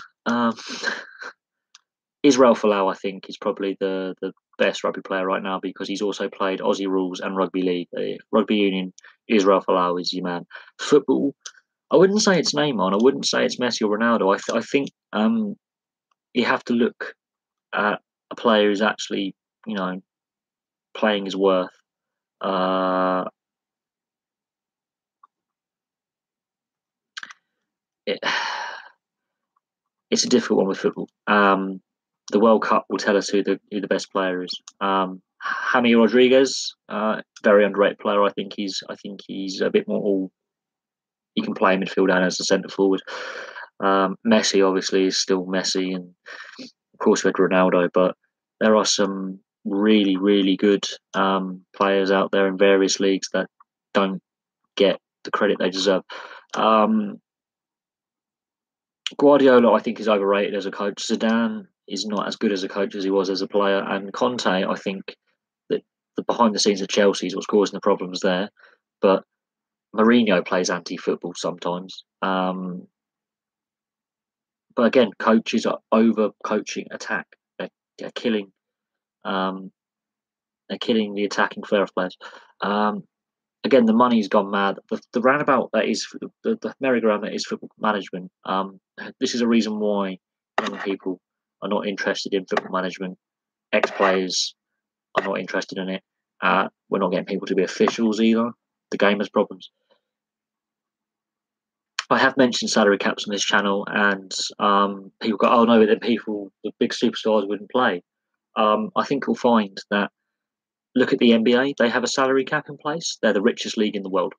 So salary caps do work if properly enforced. The NBA proves it can work. Um, the poorest team in the NBA is worth $1 billion US. So salary caps they do work effectively when effectively implemented. But the NHL ice hockey you can get around the salary cap by having the long-term IR injured reserve. So Joffrey Lupul, for example, as a hockey player who hasn't played for 2 years, he's got a big salary at Toronto. He's on the IR. They can get around it. Um, Mbappe is good.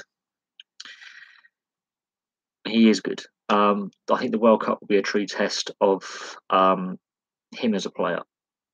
It will be a true test because he will come up against players he hasn't played against in international football and in league football, and he'll come up against different styles of play defensively, and that's when you see a true test of a player is at the top level. But we shall see. We shall see how he develops. Um, there are a lot of good players out there. I think Jaime Rodriguez, I think, is my favourite player. He's not necessarily the best player, but he's my favourite. When it comes to rugby, the whole All Black squad. Anyway, that's your best rugby player. Rugby league, take your pick. Again, so many good players. Probably still Cooper Cronk for me in rugby league is the best rugby league player. Very underrated, exceptionally talented, and he's still going in his mid-30s. And rugby league, if you hit your mid-30s and you're still playing, you've got to be a machine. He could, and Mbappe could be the next Thierry Henry, but at the same time, this World Cup will separate the men from the boys. And of course, Russia is one of the most racist countries out there. So if you are an Afro-Caribbean player, be expected to have the monkey chance. I'll go for Cooper Cronk personally. Thurston is a brilliant player, but look at the Cowboys this season. They're not playing very well. They've had some iffy results. But then you've got so many good players in the NRL. So many good players, but we shall see. But there are so many good young players in rugby union, rugby league, cricket, and football at the moment that to label this one the greatest or the best, I think is wrong. I think they should. It's a privilege to play professional sport, not a right. And the World Cup's coming up for rugby union next year, cricket next year, football this year. That will be a true test of character of these players. But it is what it is. I mean, I'm looking forward to this World Cup because, well, I am looking forward to it, but I am also concerned about it. But I'm looking forward to it because you get to see some of these, you get to find these unknown talents who pop up, and some of these younger players who are 18, 19, 20, 21, can really shine and explode onto the world stage. But I'm concerned about the Russia World Cup because of the corruption, the racism, the political problems right now. We have to be very, very careful what happens.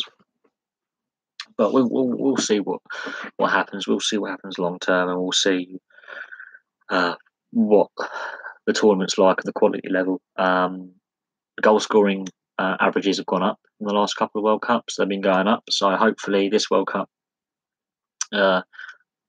more goals are scored. The last World Cup, I think, was the highest scoring World Cup in the modern era. So we have to see how it goes. But some very interesting questions and stuff. What African Europeans have. Well, Balotelli is Balotelli. He's an enigma. He's a maverick. But when Paul Pogba was at Juventus, my uncle was Italian. He's a Juventus fan. Kept saying to me, Pogba, exceptionally talented, very lazy. I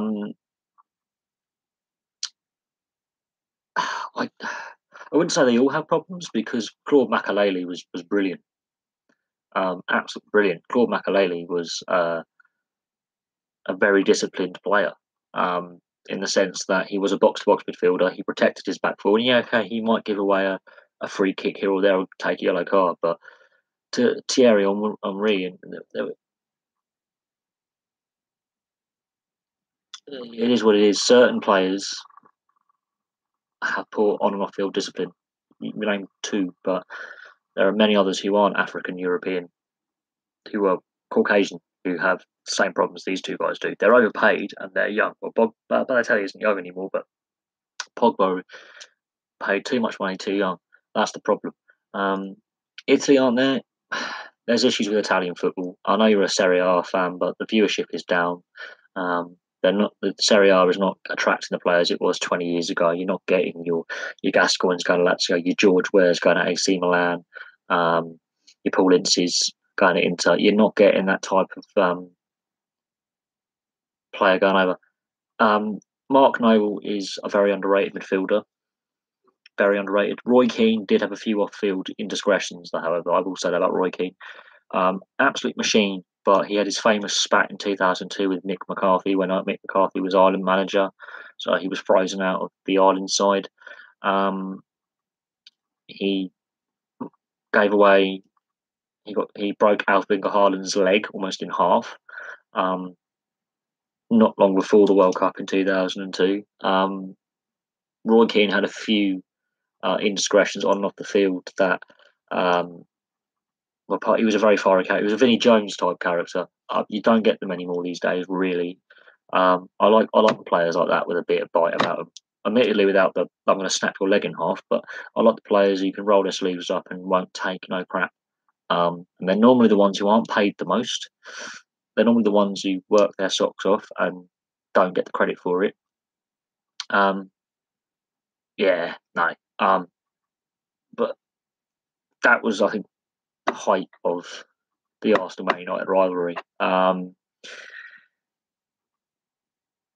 It's very funny to watch them now when they're on doing punditry on the TV together. They are very, very interesting together when they do.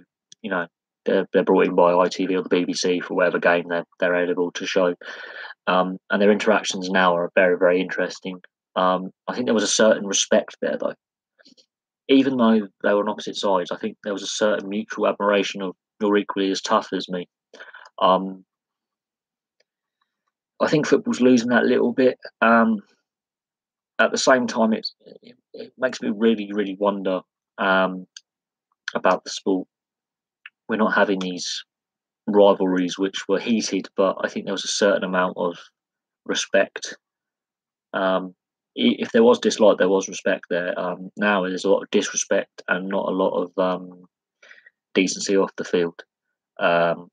That's where I think football's gone horribly wrong. There's a lot of immaturity off the field. A lot of players are doing really stupid. I mean, Jack Wilshere, for example, some of the stuff he does is.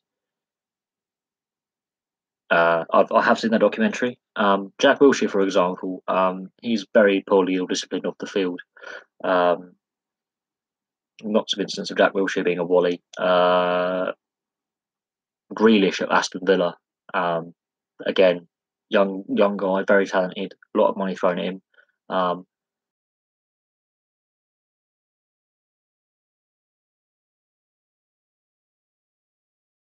Some of these young players too much money and then they waste their talent. Neil Warnock, well, he did say he would retire as I think was it Palace or QPR manager because that was my last job in management. It's always his last job in management. I think he's better suited to the Championship than the Premier League as a manager. But Neil Warnock is brilliant. When he loses his stuff, he's brilliant. When he gets riled up, he's funny. But Cardiff, they're still in a automatic playoff position, promotion position. Sorry, but that missing two penalties and losing 1-0 to Wolves, I think that may put a dent in their minds more than their actual performance because that was a very good game and they just missed two penalties in any time, which is criminal. They should have won that game 2-1. They lost 1-0. Oh no, I've seen the YouTube insider footage of when he goes completely nuclear at Sheffield United. You have to watch some of the NHL coaches. John Tortorella, he loves going nuclear. Paul Laviolette's gone nuclear. Randy Carlisle, he's gone nuclear. These are NHL coaches. When they go nuclear, they make Neil Warnock look pleasant and polite. Uh,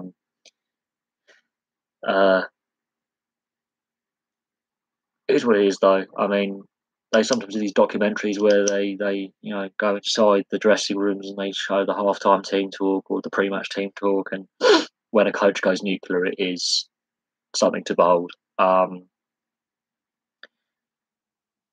And it is interesting, but Neil Warnock is a very interesting character. I think English football is going to be duller when he retires. I think when he retires from managing, the English game is going to be a lot worse off for it because sport needs those type of characters who will, blow a gasket and go nuclear. But some of it does make me laugh a lot. But it is what it is. Yeah, is that Sitting or Sutton? Is Sitton? Yeah, he was a bit of a explosive character. Um, Go to Latvia. Yeah, no, that is a Go to Latvia was brilliant. If you want to see some NHL coaches losing their stuff, there's some videos on YouTube of NHL coaches going bananas. If I'm honest, Go to Latvia is mildly polite compared to some of the stuff as an ex rugby player, being in a dressing room when they are throwing teacups around it. I've seen coaches go nuclear. At school level, even at school level, some of my coaches did do the nuclear option. I'm not sure if it always works, but I felt the silent treatment worked more. But uh,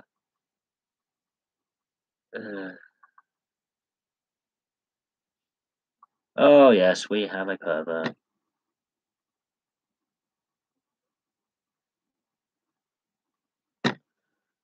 Well,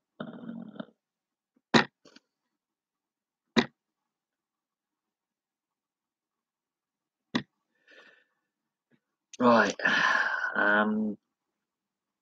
Go to Latvia. That's brilliant. Um, Sometimes you need those managerial mavericks as well, and I think Neil Warnock, I wouldn't go quite as maverick, but he is explosive tempered. Um, but that's what I find interesting about sport and really, really, magical about sport is some of these managerial and playing characters who really go nuclear. I do think that modern sport now you're getting less and less of these nuclear option coaches. But some of the press conferences where coaches go off on one, there's very funny videos on YouTube of coaches going nuts and going bananas. And I think my favourite press conference was the Seagulls with Eric Cantona after his ban. The Seagulls press conference in '95. That was funny. But I think sport's gone a bit too politically correct and a bit safe, and I think a lot of the players are overpaid.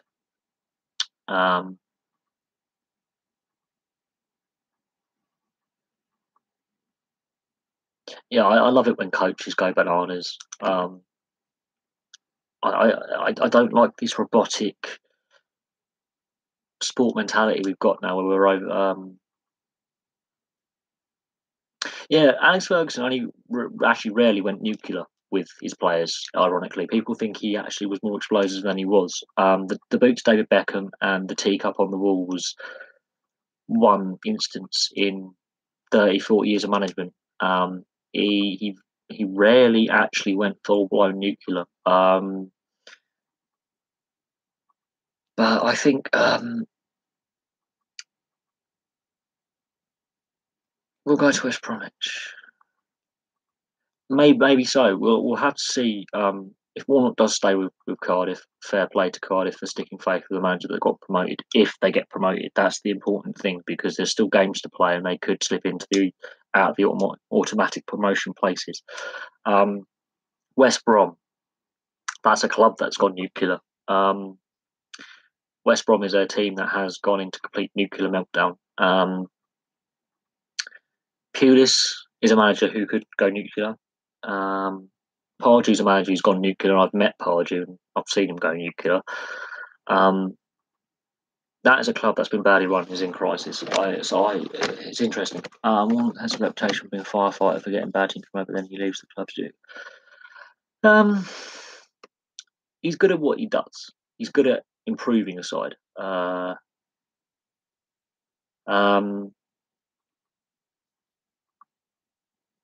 there, Kemal. It's been a very interesting live stream. We started on cricket and we ended up on managers going nuclear. I think the biggest meltdown of a manager I've actually seen, where in my lifetime watching sport, has to be in the NHL. With Paul Maurice for my team, the Jets, who it's over there somewhere. But the ice hockey team I support, the NHL, in the NHL, the Winnipeg Jets. Paul Maurice, the coach, he went nuclear when a call was clearly a bogus call, and lip reading was interesting. So if you were hard of hearing and you could lip read, you could work out what he was saying, and he wasn't being very polite to the official, and he got thrown out of the game, and he was less than polite to the official. But John Tortorella, if you want to see a coach going completely nuclear at a press conference, John Tortorella is your man. And when he goes nuclear, he has a saying, well, that's going to be a major league fine. But oh,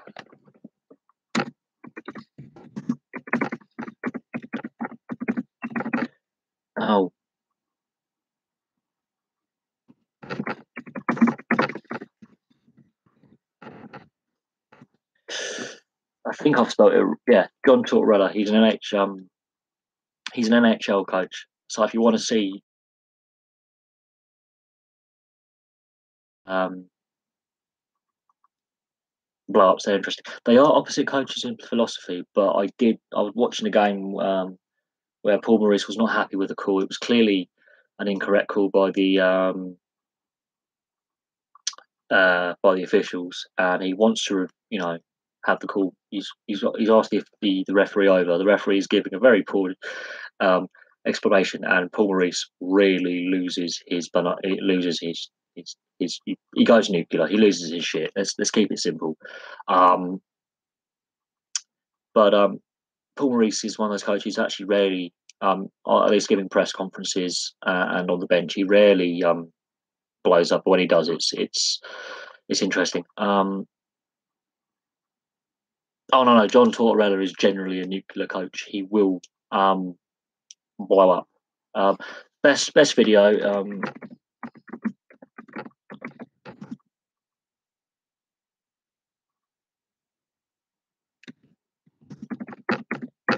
Check out that video title. There's about good 4 or 5 of them on YouTube, and some of them are uncensored, and you will see coaches completely go nuts. You've had Gulletson, who's gone mad. You've had Yeo go mad. You've had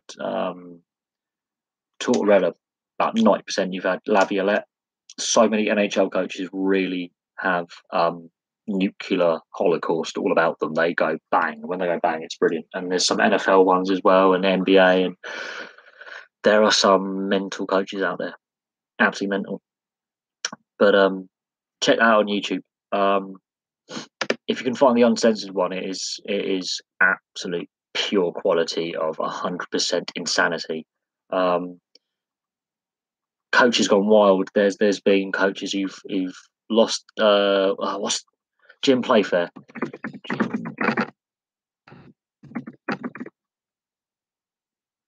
Jim Playfair.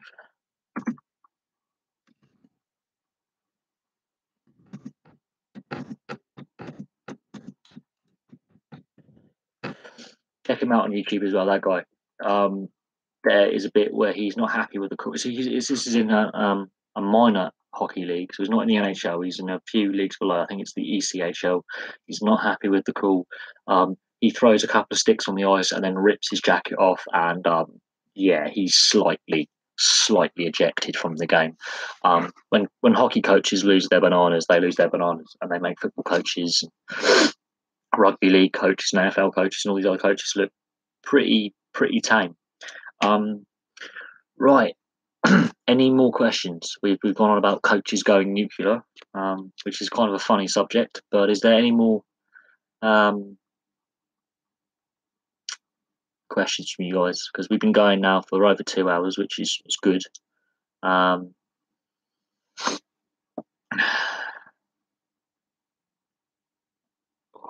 If there's any more questions, guys, because I'm going to end the live stream in a bit if we don't get any more questions coming in. We've discussed a lot of stuff, especially in the last half an hour. A lot of good questions. Yeah, ice hockey coaches are when they go mad, when they go nuclear, and I really mean nuclear. The thing is, in ice hockey, there's more job security at coaching level than there is in football. It's very rare that a team will go through multiple coaches in a season. It happens, but they normally give them more time to bed in with the team, give them a couple of seasons at least. And I like to see coaches given a chance. I don't like them seeing a couple of bad results, your head's locked off. I think that's wrong. And it's the easy option to sack a coach. It's a very easy option to sack a coach. And I think it's the weak option when you've got to look at what's gone wrong. You've got to look at the playing group as well. But it is what it is. But I know we've had some good questions. Any more? Because we have had some really good stuff tonight. Really good. We've covered a lot of sports and a lot of issues. I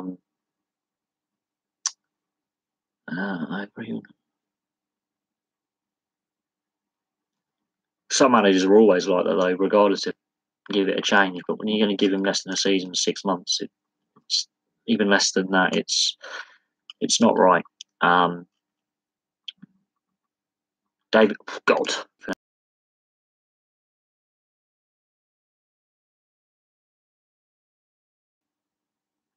I have been watching a little bit of the Masters. He's made the cut, which I think that would have been his objective, is to make the cut. He is struggling a bit, bearing in mind he hasn't played much in the last couple of years. He's had several back operations. His private life is a complete and utter tire fire. He's had a couple of back operations. I think the fact that he's made the cut, I think he'll be happy with that. And he's still the occasional shot is still showing that he's still there. I don't think he will reach the heights that he used to, but the fact that he's playing on day 3 of the Masters is something. Stenson is when I last checked a couple of hours ago, he was in the top 5 or 6.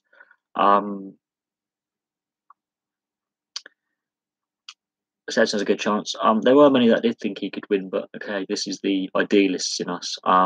Realistically, because he hasn't played that competitively, he's only been back on the circuit for a couple of months. Um, his driving game is 20, 30 yards shorter than what it was. His approach play is a little bit within him what he used to, chip onto the green. So he has to play a different type of game, and he's having to adapt his game. The fact he's got through to the third day and he's made the cut and he's had no recurrence of his back injury is a good sign. So the fact he's just playing competitive, I think he's happy. I think he'll be happy with making the cut at the Masters because it's the best field in the world. These are the best players in the world, and the fact that he's been out of the game for the majority of the last 2-3 years, I think he'll be happy with how far he's got and where he is. I think it was the idealist. It was the idealist and the utopia idea of it all. It would be the proper comeback story, wouldn't it? You make films about it. Hollywood will write stories. The fact he's even competing there, I think, is an achievement to his resilience. He is a world class player, but I do think that the best days are behind him. He's now in his 40s now, so the body will start slowing down, even if he wasn't having all these back operations. But the fact he's made the cut is a good start, and then he can have something to build on. He's obviously having to adapt his game, just because he's got less power in his game now. He won't be able to drive it as well. Yeah, that's insane. That is madness. Nearly 500-yard drive. It means that a par 5 or a par 6 is you can do it in 2 or 3. It's on the BBC Red button. It's on 6:01 in your freebie box. Right. Okay. It is on terrestrial TV. It's on the red button with BBC, and it might be on BBC Two tomorrow night. But it's on the BBC Red button at the moment. Right. Any more questions? Because I'm going to take a couple more questions, and that's it. Because I'm going to end live stream here because we've been going over 2 hours now. So I appreciate all your input. Some of you guys have been sticking around for a couple of hours. I appreciate that. I appreciate your support and questions, and the fact that it should be on BBC Two, I believe, yes, tomorrow, and it's also on the red button. So I might catch a bit of it towards the end of today's play tonight when I get in from the pub. I might catch half an hour or so and catch the end of McIlroy and Spieth's rounds because they only started at about 7 o'clock our time. So they only teed off a couple of hours ago, so they should be halfway through their third round now. Right, any more questions? Yeah, well, we started out on cricket because one of the first guys on there was a cricket fan, and obviously that bus crash in Canada with the hockey team on got a lot of time. Obviously, Conor McGregor's got a lot of time because he's all over. I don't know what's going to happen with McGregor, but for anyone who believes it's publicity, we had an idiot who was talking crap. It's not publicity. It's if anything, it's damaged the UFC brand. It's damaged the sport that he competes in. So, we've covered a lot of sports tonight because sport is an ever evolving thing. It's a daily thing. New things happen every day.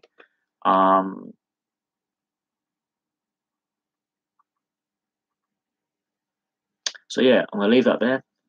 Thank you to everyone who's been involved. I know we're from all over the world. I mean, we've got people who live in India, continental Europe, Australia, North America, and Canada, and the US, and obviously the UK. So,